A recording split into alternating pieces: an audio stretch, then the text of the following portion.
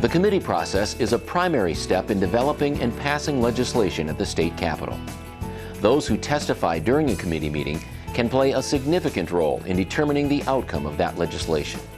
The committee testimony has a great impact because legislators are there, they may not know a lot about the issue, and they're able to hear from the different sides and piece together, using their own judgment, their decision.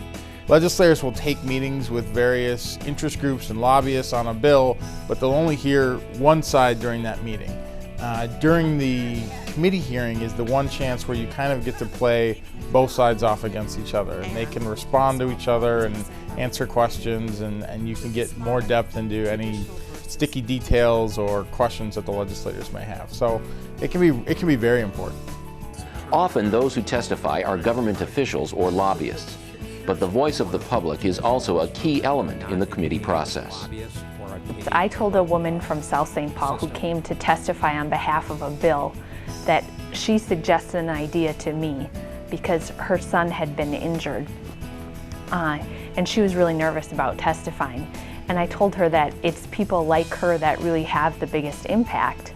Even though there may not be direct action at that moment after someone comes to testify, the impact of that testimony can last a lot longer than people may think. It really does influence lawmakers and senators in our case when we have a compelling witness come before a committee and give their experience or their story or their opinion on a specific matter.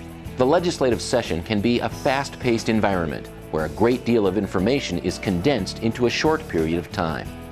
Each committee may operate a little differently when it comes to scheduling testimony. But if you have the desire to testify, the best way to begin is to contact the committee chair's office where the bill is to be heard. Every committee operates in a little different manner depending on the chair of the committee. The committee administrator is the best person to talk to because they're the ones who are closest with the committee chair to try to gauge a feel for how the chair operates and how they like their hearings to be run. So calling the committee administrator and checking with them is by far your best option. Try to let someone know in advance. As soon as you know you're interested in the bill, let the committee administrator or staff know that you would like to testify on that when it gets scheduled. On any given day, legislators sit through numerous committees, wading through pages of data, listening to hours of testimony on a wide range of topics. The best way to get and keep lawmakers' attention is to be focused and prepared. If you're coming to testify, the best thing to do, first of all, talk to the staff and the committee administrator, let them know you are interested in the bill and would like to testify.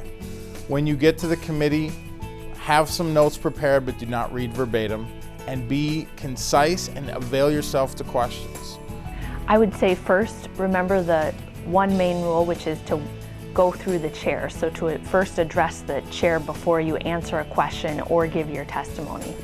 The second thing is to think about what you're going to say ahead of time so that you can have a clear and concise message. And then the third point would be try to personalize it so that the committee members have a way to connect with you and so that you say something that is unique and also clearly expresses why the legislation is needed. Establish who you are and your credibility. State the problem you're trying to solve. And then what is your solution? Then go to the next step. The opposition would say this, but they're wrong because. If you follow that formula in a brief presentation of just 5-10 minutes, then you have scored more points and advocated for your issue better than probably 90% of the people up here that advocated. It's also important to be forthright in your testimony and to maintain a respectful demeanor. Credibility is a valuable asset at the state capitol.